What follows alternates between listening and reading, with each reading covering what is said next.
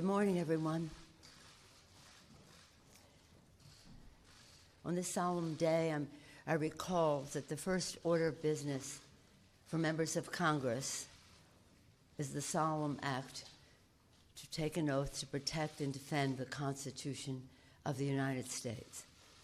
With great respect and gratitude that I thank the chairs of the committees, the 6 committees who have been working to help us honor our oath of office. I also want to thank the staff of those committees and the committee members for all of their work over this period of time to help us protect and defend.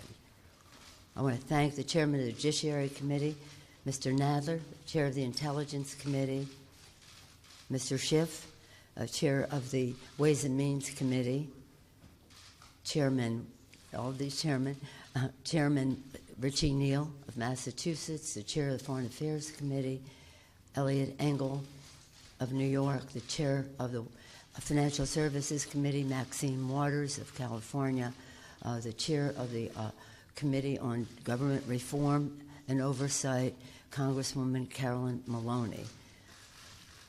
I also want to acknowledge the important work that was done by our dear and departed, may rest in peace, Elijah Cummings as chair of the Oversight Committee.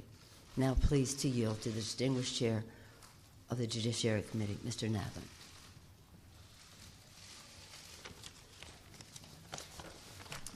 Thank you, Madam Speaker.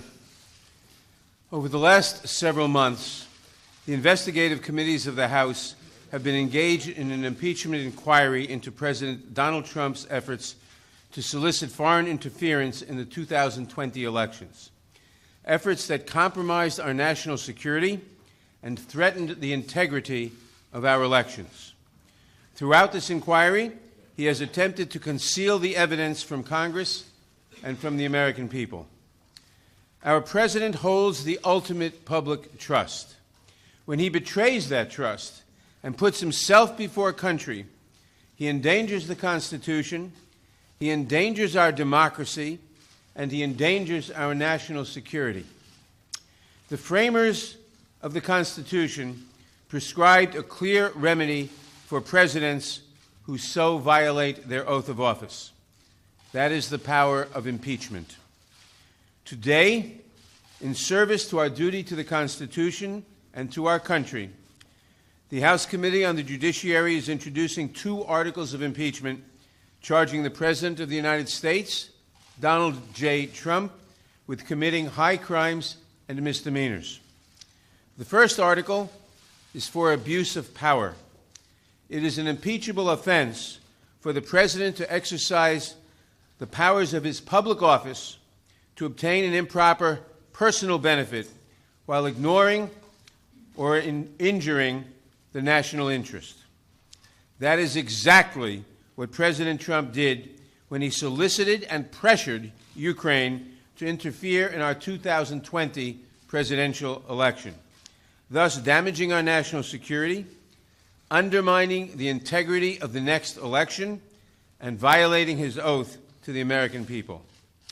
These actions, moreover, are consistent with President Trump's previous invitations of foreign interference in our 2016 presidential election. And when he was caught, when the House investigated and opened an impeachment inquiry, President Trump engaged in unprecedented, categorical, and indiscriminate defiance of the impeachment inquiry. This gives rise to the second article of impeachment for obstruction of Congress. Here, too, we see a familiar pattern in President Trump's misconduct.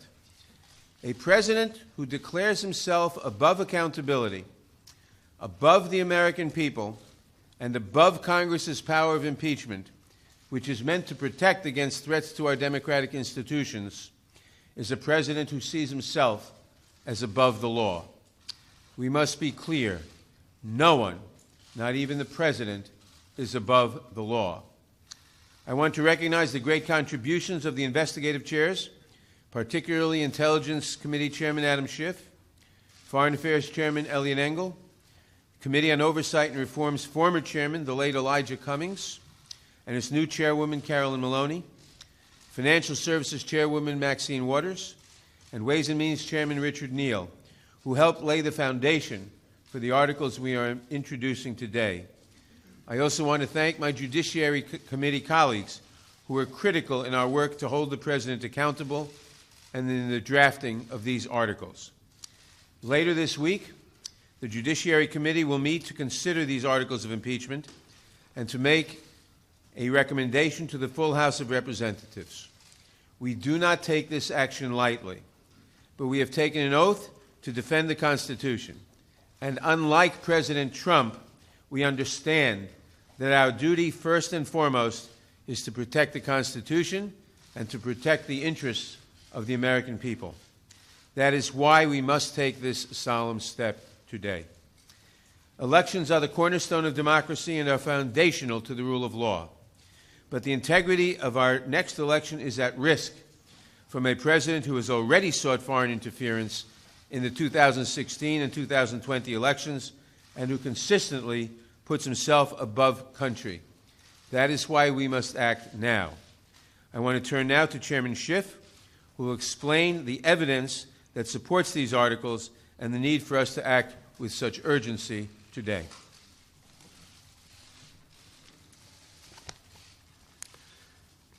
Thank you, Mr. Chairman.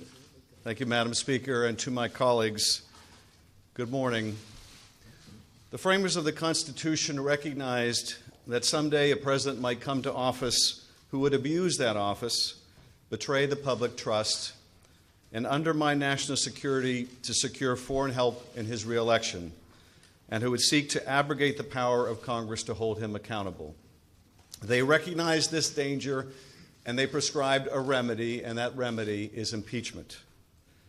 It is an extraordinary remedy and one that I've been reluctant to recommend until the actions of President Trump gave Congress no alternative.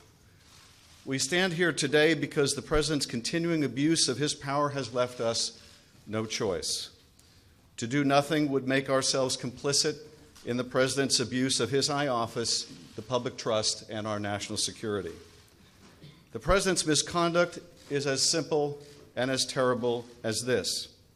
President Trump solicited a foreign nation, Ukraine, to publicly announce investigations into his opponent and a baseless conspiracy theory promoted by Russia to help his reelection campaign.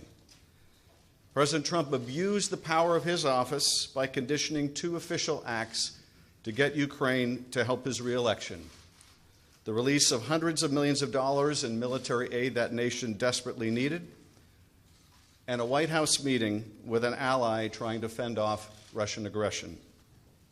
In so doing, he undermined our national security and jeopardized the integrity of our next election. And he does so still. The evidence of the President's misconduct is overwhelming and uncontested. And how could it not be when the President's own words on July 25th, "I would like you to do us a favor, though," lays so bare his intentions, his willingness to sacrifice the national security for his own personal interests.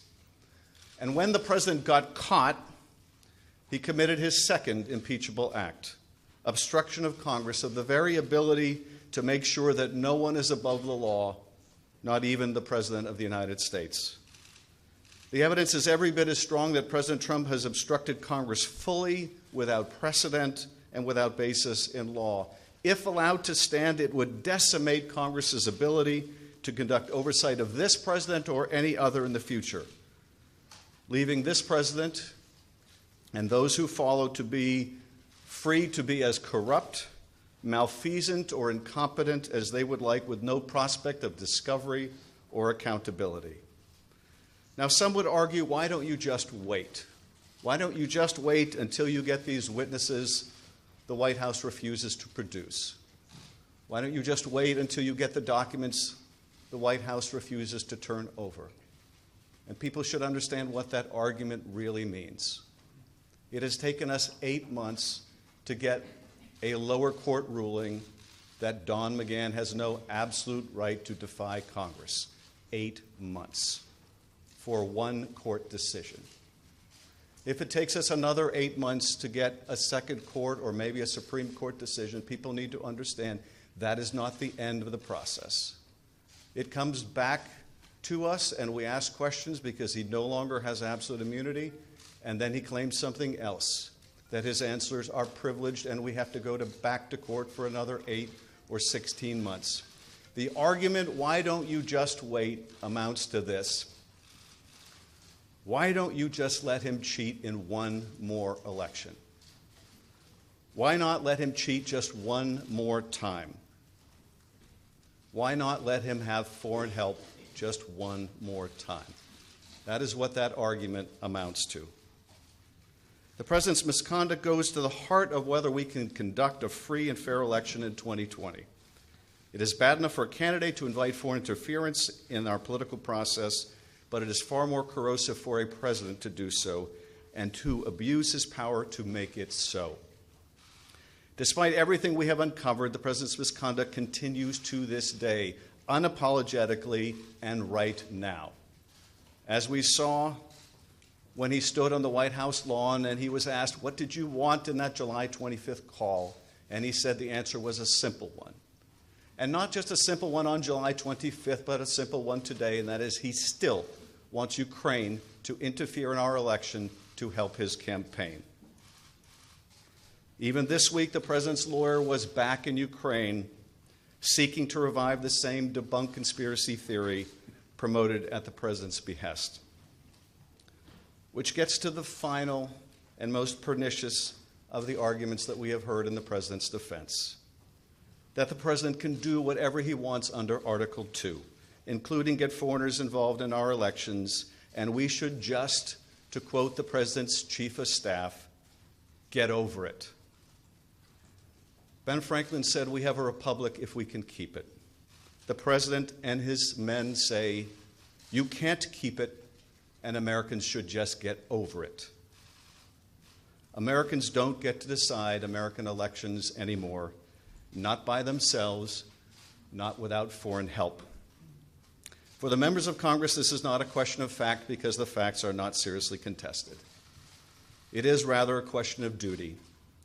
The president's oath of office appears to mean very little to him, but the articles put forward today will give us a chance to show that we will defend the Constitution and that our oath means something to us.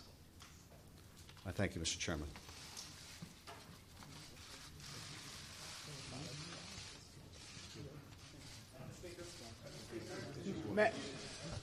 Why not include the Mueller report, obstruction of justice? Why not include that